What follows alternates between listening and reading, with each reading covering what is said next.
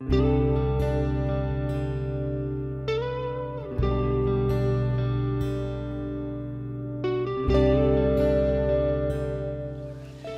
welkom by hierdie mosaïek oordenking.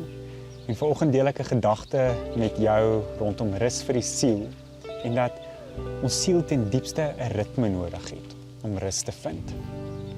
Ek is baie bevoorreg om van die ouderdom van so 10 jaar saam met my pa en my broer en van my pa se vriende en hulle seuns te kon Karoo toe gaan elke jaar om te gaan jag. In die Karoo doen jy wat hulle noem voorsitjag. So jy word vroeg in die oggend wakker gemaak, spring agter op 'n bakkie in die middel van die winter, soos yskoud, almal staan teen mekaar agter op die bakkie. En dan soos die son wil opkom, word jy so afgegooi by of 'n boom of 'n driedoringbossie.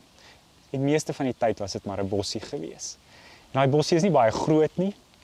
So nou sit ek en my pa en my broer by hierdie bossie. En dan wag jy. Dan wag jy die hele dag. Van 6:00 die oggend tot 5:00 die middag as daai bakkie jou weer kan oplaai. En jy wag vir 'n bok.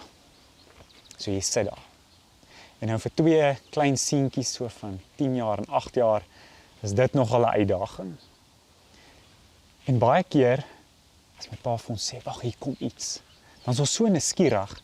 Ek dink voor daai skoot kon klap, het daai bok omgeval van skok as ons agter daai bossie uitvlieg. Dit is 'n ongelooflike tyd om so groot te word. En ek dink as ek moet tel, was ek nou omtrent 28 keer op daai plaas gewees.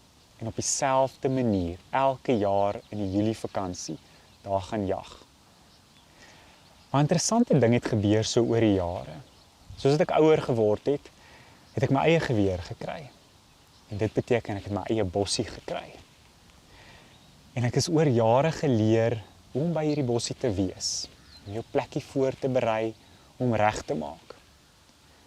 En soos ek my eie bossie begin kry het en begin agterkom met wat dit vat om by hierdie bossie te wees, het ek agtergekom, elke jaar as ons teruggaan na hierdie plaas toe, dat ek eintlik nie teruggaan vir die jag nie. Ja, dis nog steeds lekker, en ek vind iets lekker daarin, maar ek gaan terug vir daai bossie. Ek gaan terug vir daai wees. Daai 6:00 in die oggend tot 5:00 die middag. Net wees. En interessant, soos wat mens ouer word en met jou pa praat en jou broer praat en die vriende wat saamgaan, begin die gesprekke al hoe meer gaan oor, ons kan nie wag om terug te gaan na die plaas toe. En dan vra almal, so wat gaan julle skiet of wat gaan ons jag? En niemand weet eintlik nie, want almal wil net teruggaan na hulle bossie toe. Dat iets begin gebeur met ons, om elke jaar so terug te gaan. Die aande om die kampvuur, die nou en dan gitaar speel en saam sing, die saam eet, die stories deel en vertel. Die heeltyd daai bossie, dat 'n ritme in ons lewe begin vestig. Iets groot het met ons as 'n groep mans gebeur, om so elke jaar te gaan. En ek kan tot vandag toe nog nie lekker my vinger op dit sit nie. Maar as ek die volgende skrifgedeelte lees, dan dink ek begin daar iets van wat gebeur het met ons daar vir my sin maak. In Matteus 11 vers 28 tot 30 word daar geskryf, kom na my toe, almal wat uitgeput en oorlaai is, en ek sal julle rus gee. Neem my juk op julle en leer van my, want ek is sagmoedig en nederig van hart, en julle sal rus kry vir julle gemoed. My juk is sag en my las is lig. As ek kyk na hierdie skrifgedeelte en ek sien Jesus sê, kom na my, ek sal jou leer. Dan kyk ek na sy lewe en ek sien wat het Jesus gedoen in sy lewe. Want daar was tog groot uitdagings vir hom gewees. Hy het baie hard gewerk, hy het baie dinge gedoen, maar tog het hy dit lig gedra.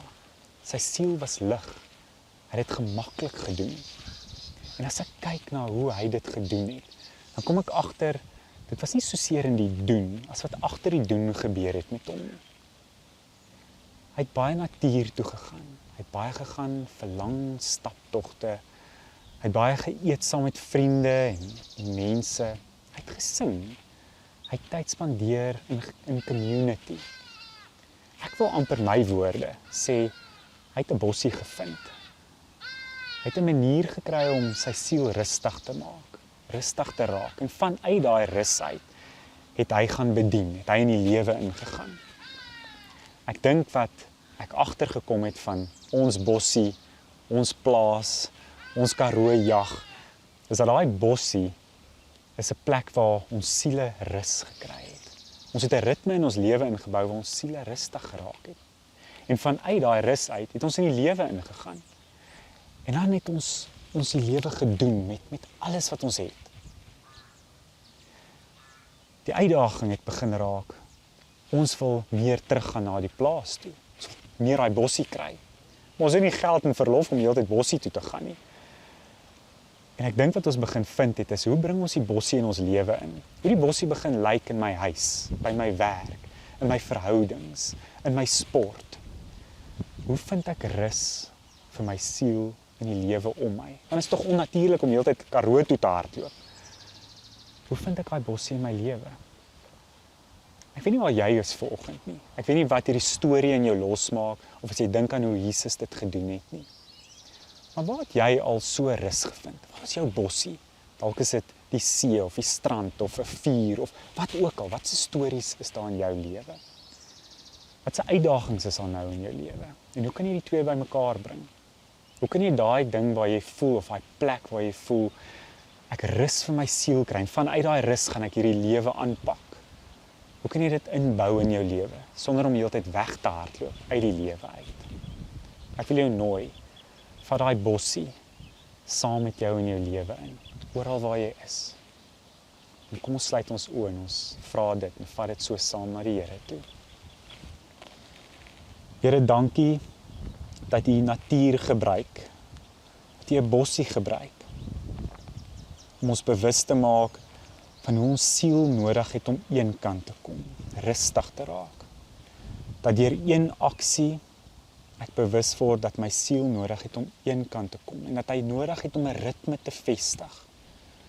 En dat daai ritme maak dat ek in die lewe kan ingaan, en dat ek nie uit die lewe uit wil hardloop om in rus in te gaan nie, maar dat ek vanuit die rus uit in die lewe wil ingaan.